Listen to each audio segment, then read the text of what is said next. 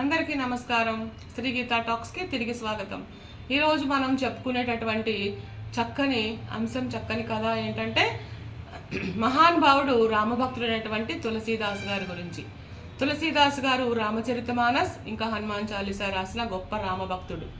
ఆయన ఒకసారి కాశీలో నివాసం ఉంటున్నప్పుడు ప్రతిరోజు కూడా ఆయన గంగ నీళ్ళు తీసుకొచ్చి ఆయన దగ్గరలో ఉండేటటువంటి ఆ రావి చెట్టు మొదట్లో పోసి రామ మంత్రాన్ని జపిస్తూ అలా ఉండేవాడు.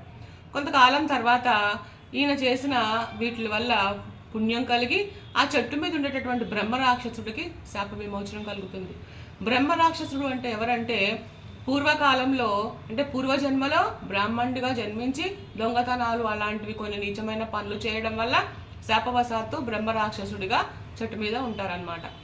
అలా తులసీదాసు గారి యొక్క ఈ గంగా జలం వల్ల రామనామం వల్ల ఆయనకి శాప విమోచనం కలుగుతుంది. అప్పుడు వెంటనే ఆయన బ్రాహ్మణ రూపంలో తులసీదాసు ఎదురుకుండా వచ్చి చెప్తాడు, తులసీదాస, నీ వల్ల నాకు శాప విమోచనం కలిగింది, అందువల్ల నీకు తిరిగి ప్రత్యుపకారం చేయదలిచాను.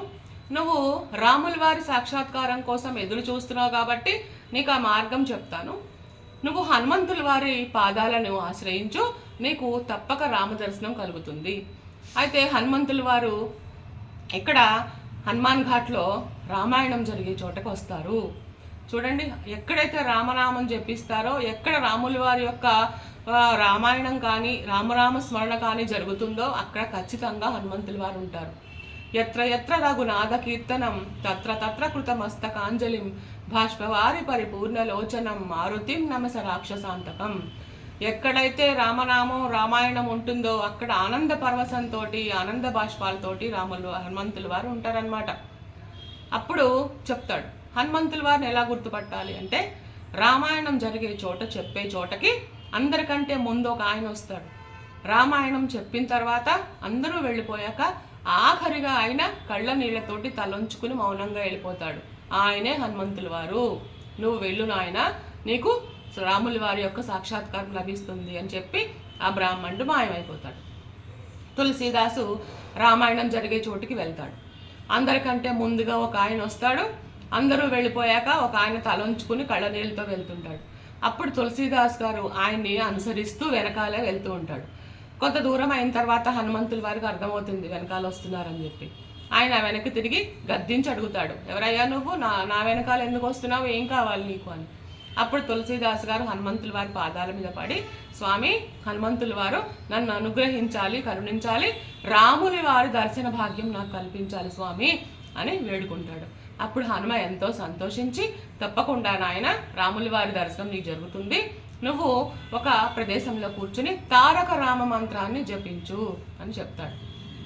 అలాగే తులసీదాసు ఒక ప్రదేశంలో కూర్చుని రామనామ జపం చేస్తూ ఉంటాడు, తారక రామ మంత్రాన్ని జపిస్తూ ఉంటాడు. కొన్ని రోజులకి రామలక్ష్మణులు రాజకుమారుల వేషంలో గుర్రాల మీద వస్తారు.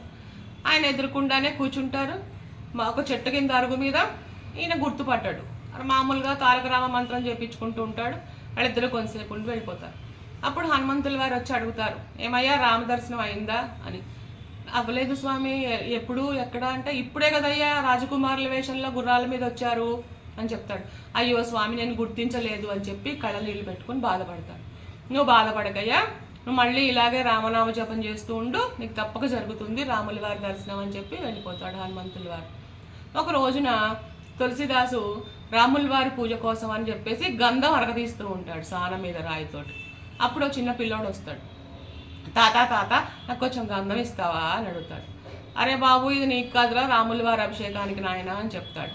అప్పుడు కూడా పిల్లోడు వెళ్ళిపోతాడేమో, రాముల వారు ఆ రూపంలో వచ్చారని చెప్పి హనుమంతుల వారు ఒక రామచిలుక రూపంలో వచ్చి పాట పాడతాడు, రాముల వారు వచ్చారు, దర్శనం చేసుకోవాలి. అప్పుడు వెంటనే గుర్తించి తులసీదాసు రాముల వారి పాదాల మీద పడిపోతే ఆనందంతో ఆయన్ని స్తుతిస్తాడు. అప్పుడు రాముల వారు నిజరూప దర్శనం ఇస్తారన్నమాట. ఈ విధంగా హనుమంతుల వారి ద్వారా తులసీదాస్కి శ్రీరాముల వారి యొక్క దర్శన భాగ్యం కలిగింది.